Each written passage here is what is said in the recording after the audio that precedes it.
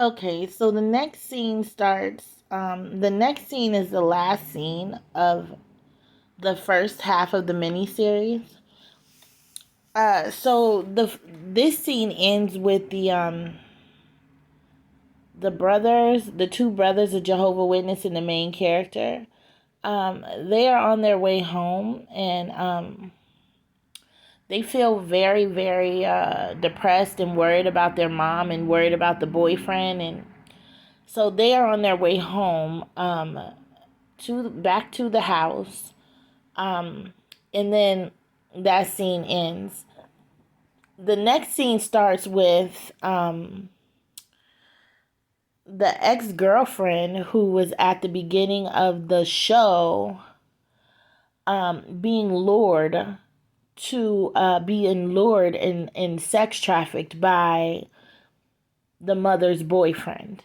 Um, so she calls the house to check on the main character. The ex girlfriend calls the house to check on the main character, and the boyfriend answers the phone, and he is speaking to her, and he asks her, perhaps, the family can have a nice little luncheon, a nice little lunch, a lunch date or whatever, a lunch gathering. And so he asks the ex girlfriend to meet him at a diner, near where the Asian gangs are. And so he gets her to the diner, and he lures her to the diner, and he has her kidnapped and sex trafficked by this Asian gang. And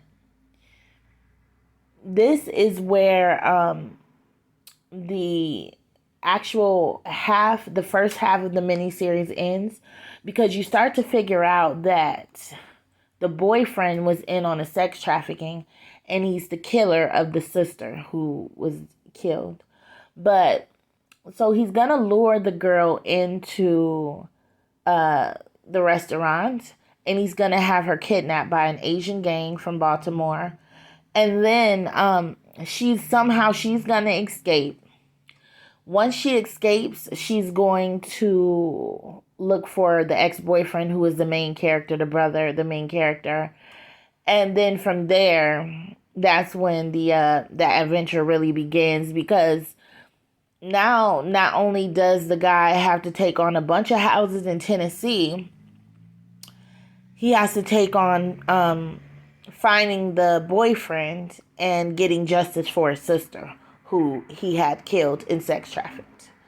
So that's gonna end the first half of the miniseries, and then um, if I get a team of writers, or if I get a media network, I can continue the second half of the audio.